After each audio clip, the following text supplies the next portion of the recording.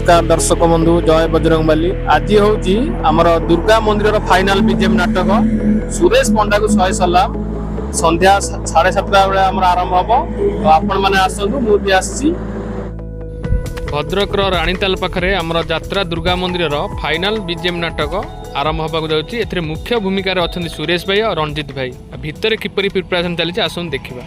प्रथम जिते भितर को जीवे देखिए यही दुईटी डीजे को देखु भितर आमर लोक मानकर पूरा जोरदार प्रस्तुत चली वर्षा भाव टे रास्ता खराब हो जाए आम लोक मैंने डस्ट पकाउछन्ति किपरि आमर दर्शक मैंने आसिक भलसे यात्रा को देखिपारे।